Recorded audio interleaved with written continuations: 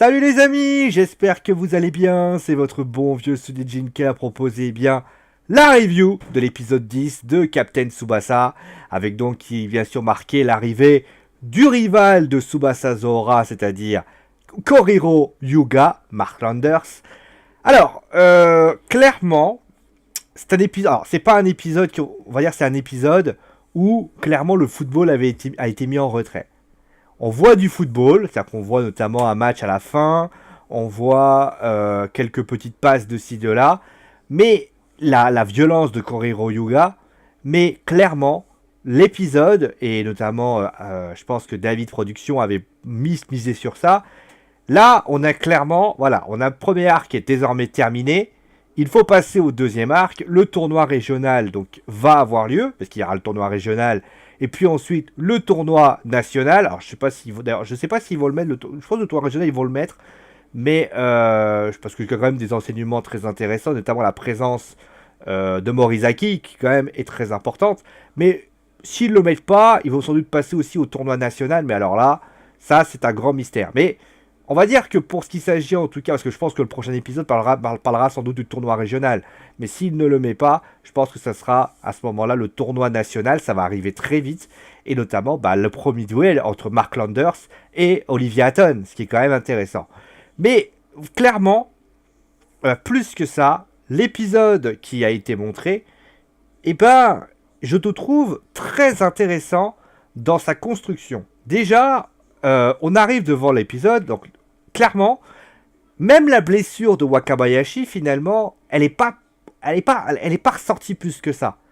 Dans l'épisode original, tu savais que Wakabayashi était blessé et tu sentais le côté tragique de la blessure. C'est-à-dire que tu te dis, alors c'est dans l'épisode 9, hein, dans l'épisode original, c'est l'épisode 11, je crois, tu sentais le côté tragique de la blessure. Tu sentais que, voilà, il essayait de dissimuler cette blessure, et quand Mark Landers marque le but, tu sens le côté aussi tragique de cette blessure. Tu te dis, putain, cette blessure, eh ben, elle fait chier. Là, c'est pas qu'elle fait chier, c'est que tu te dis dans ta tête, pour ceux qui ont déjà regardé, donc déjà ils savent ce qui se passe, mais tu te dis, elle est mise en retrait finalement. Alors, tu as des petits signes de ci, de là, Roberto qui en parle, Wakabayashi qui sort d'une clinique, mais c'est très léger. C'est extrêmement léger. Et d'ailleurs, j'ai envie de dire, si on devait rentrer dans les détails et chipoter quand même, je suis quand même surpris que Wakabayashi, alors Wakabayashi peut marcher tranquille, ça y a pas de souci, qu'il n'y ait pas son entraîneur qui n'ait pas entre guillemets signalé la chose, que le mec, il peut être dans les buts tranquille. Moi, si je suis blessé, je préserve. Oh, mais ça aurait été plus intéressant d'ailleurs de voir peut-être l'arrivée de Morizaki, qui a été, pour l'instant, qui n'est pas là. Hein. Clairement, c'est le seul de qui on a parlé. Moi, j'aurais aimé, par exemple, que Morizaki vienne et qu'on voit aussi le décalage entre Wakabayashi et Morizaki, Alan Crocker, pour ceux qui se parlent en français. C'est-à-dire que le mec, Wakabayashi, ça en arrête tout. Clairement, il arrête toutes les balles. Et puis, alors, Yuga lui met le but. Donc là, il se barre, etc. Il refuse de revenir parce que, je sais pas, il a été humilié, parce que voilà. Et puis, à ce moment-là, comment vous dire, il arrive donc avec Koryo Yuga, et à ce moment-là, on dit oui, bon, bah voilà, il est parti. Et c'est Morizaki qui prend sa place. Et tu vois que Morizaki, quand il entraîne, c'est pas pareil. Les frappes sont pas les mêmes. Alors, après, on va pas se mentir. Je crois d'ailleurs que c'est encore les matchs départementaux, donc voilà. Mais faire ça, ça aurait pu être plus intéressant. Là, on se serait dit, ah ouais, quand même, le mec, il est en train de... voilà, le décalage, il est saisissant. Bon, après, ils n'ont pas pris l'option. Mais ce qui est très intéressant dans cet épisode, c'est la construction du personnage Yuga. C'est-à-dire que Koryo Yuga, aujourd'hui, quand tu vois comment il est... Alors, le début de l'épisode, tu vois clairement que c'est un bulldozer qui frappe. Clairement, c'est un mec, il rentre dans le tas et il fait mal. C'est un bourrin de service et clairement, c'est montré de manière très violente. Mais dans les deux duels, c'est-à-dire que quand tu vois la manière dont il est puissant, il est fort, tu te dis, ah ouais, quand même, le mec, il dégage quand même une certaine aura, quoi. Et ce qui va se passer, notamment la frappe est assez violente, et puis, tu vois aussi la douceur du personnage. Parce que tu te dis, imaginez, vous faites l'épisode, vous regardez l'épisode depuis 10 minutes.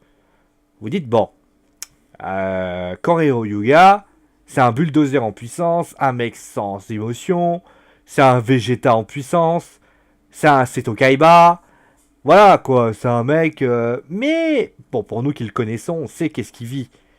Et là, on arrive avec le deuxième partie de l'épisode, où tu vois, clairement, alors c'est plus dans l'épisode 12, ça, tu vois un personnage qui finalement n'est pas aussi dur qu'il soit. Il est beaucoup plus, on va dire, il est beaucoup plus sensible qu'Orero Yuga. Et en fait, Yuga, à la fin de l'épisode, bah t'as envie qu'il gagne en fait.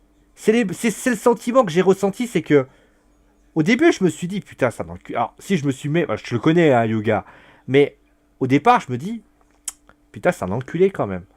Le mec, il balance un coup de pied sur Takisagi, un truc comme ça. Le mec, il me donne des coups. Il y a même un mec qui se blesse. Ah ouais, quand même, c'est pas un mec qui rigole pas. Et puis, en plus, il dit à ses coéquipiers carrément, démerdez-vous sans moi. Quand même, le mec, il a quand même de la prestance. Alors, on n'a toujours pas l'entraîneur, d'ailleurs, l'entraîneur alcoolo, là, qui est d'ailleurs le mentor, hein, de Yuga. Et là, t'arrives avec une deuxième partie où limite, tu vois un nouveau personnage. Un nouveau personnage, Korero Yuga. Quelqu'un qui, malheureusement, doit travailler pour subvenir aux besoins de sa famille. Quelqu'un qui, par exemple, va travailler, va devoir dire, moi je veux ça, qui a une détermination de dingue. Qui, en fait, tu te rends compte aussi du contraste saisissant entre lui et Tsubasa.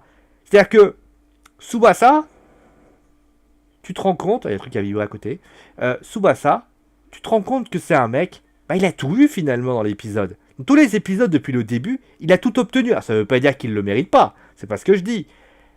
Mais, parce que son insouciance, tout ça, Roberto, son arrivée, il a un mentor qui lui donne.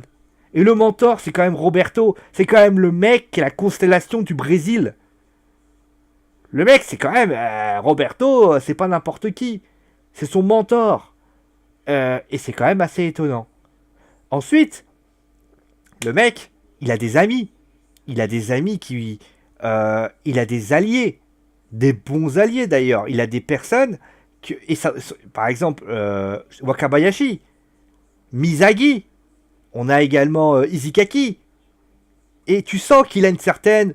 Ouais, il est tranquille, Tsubasa. C'est-à-dire que le mec, il dort tranquille, il n'a pas peur du lendemain. Tu vois d'ailleurs que son père, il est marin. Alors, c'est le seul truc qui pourrait être un peu, c'est qu'il ne voit pas trop sa famille. Et d'ailleurs, la seule chose qui change, finalement, il a un père, il a une mère, parce que son père est malheureusement décédé à Yuga. Tu te rends compte, finalement, que d'un côté, tu as un personnage qui finalement a tout obtenu. Alors attention, quand je dis tout obtenu, ça ne veut pas dire qu'il ne le mérite pas. Ça veut dire qu'il a obtenu les choses d'une certaine façon. De l'autre côté, on a Korero Yuga qui, pardonnez-moi, Korero Yuga qui, lui, n'a rien. Enfin, si, il joue au foot, il a des coéquipiers qui viennent le voir à la fin, mais qui remettent en cause aussi sa méthode. C'est-à-dire que quand tu vois, ça aussi c'est saisissant, c'est que Tsubasa, quand tu le vois arriver, le mec il arrive à la Nankatsu, clairement, le mec, il est indiscutable. Le mec il est indiscutable. Quand tu vois Tsubasa arriver, tout le monde lui mange dans les mains. Tu prends par exemple notamment le match, tout ce que dit Izikaki. Ouais, vous avez vu, t'as vu le mec, c'est grâce à nous, c'est grâce à toi, c'est grâce à toi, c'est grâce à toi, c'est grâce à toi. Et là, de l'autre côté, t'as Yuga, le mec, Korero Yuga, le mec, jamais, le début de l'épisode, le mec, alors, certes, à la fin, on l'appelle, avec notamment, alors j'ai pas son nom en japonais, mais le mec, il est discuté. Ta méthode, franchement, elle est pas bonne. Ouais, franchement, j'aime pas ta méthode. C'est quoi cette méthode? Quand vous écoutez ça, vous dites, mais attends, le mec, quand même, c'est quand même un mec qui a quand même bulldozé le mec. Les autres mecs, hein, quand même, tu sens que ça force. Et ben le mec, on le remet en question. Et ça, c'est vrai que, clairement, il y a ce contraste tellement saisissant qui n'était pas assez mis en scène dans l'épisode, dans l'animé original, mais là, dans l'animé que on nous a proposé, moi, clairement, mais moi, je me dis, mais attends, le mec, le mec, personne l'écoute. Enfin, personne l'écoute. On remet en cause sa crédibilité. Ensuite, on a un mec qui, quand même, galère. Il est pas riche, sa famille n'est pas riche, le mec est obligé de travailler. Il est obligé de se forger tout seul. Alors, je sais qu'on va me dire oui, mais il y a l'entraîneur en question là qu'on s'appelle. Alors, je sais plus son nom. Je sais plus son nom en français. Son nom en japonais, en anglais, je sais plus. Attends, je vais vous le trouver. Tiens, comment il s'appelle l'entraîneur de. Voilà, attends, autre personnage. C'est où? Ah, je dois avoir tous les joueurs. Attends, Koriro Yuga. Yuga, il est où? Il est là.